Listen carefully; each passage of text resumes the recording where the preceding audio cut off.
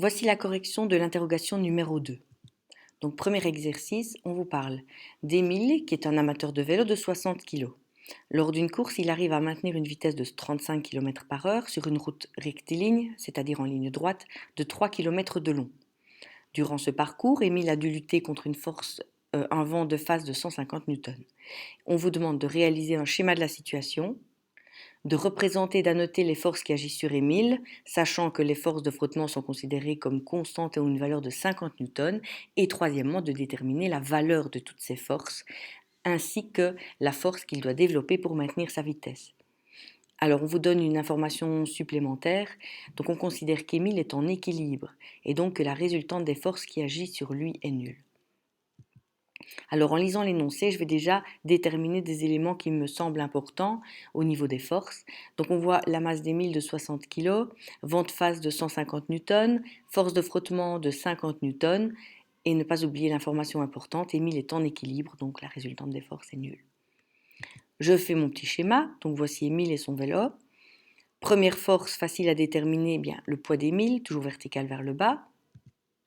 La force du sol, verticale vers le haut. La force du vent, qui va dans le sens inverse du déplacement d'Émile. Force de frottement, qui va également dans le sens inverse du déplacement d'Émile. Et donc, pour pouvoir avancer, Émile doit pédaler et exercer une force motrice vers l'avant. Alors, au niveau de la valeur de ces forces, eh bien, il y en a une qui est facile à calculer.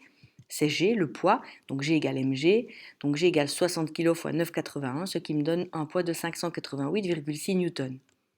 Alors, autre force, facile à calculer, je sais que toutes mes forces s'annulent, donc forcément la force qui est vers le bas, G, doit être compensée par une force vers le haut, F sol.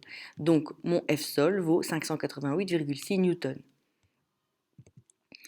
Autres informations, on me dit dans l'énoncé force de frottement 50 Newton, force du vent 150 Newton, je peux les renoter.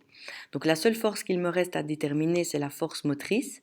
Alors pour pouvoir avancer, Émile doit lutter contre la force de frottement et la force du vent. On sait que la somme des forces est nulle, donc la force motrice vaudra 200 Newton. Alors exercice 2, lors d'un débardage, on attelle deux chevaux à un énorme tronc d'arbre de 9 tonnes. Les deux chevaux tirent le tronc côte à côte, leurs deux cordes d'attelage forment un angle de 30 degrés. On vous dit que la force de traction de chaque chevaux est de 6000 Newton et on vous demande de déterminer graphiquement la résultante de ces deux forces. Alors je commence par dessiner le tronc ici en rond et j'ai dessiné mes deux forces. Donc mes deux forces de 6000 Newton. Alors si vous regardez bien, j'ai considéré que 1 carré c'était 1000 Newton. Donc 6000 Newton ça fait 6 carrés. Ne pas oublier l'angle de 30 degrés entre F1 et F2 pour bien représenter ces forces. Alors maintenant je veux tracer la résultante. Alors je vais utiliser la méthode du parallélogramme.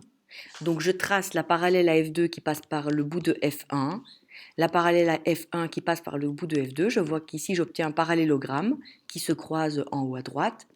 Et donc ma résultante peut être dessinée ainsi.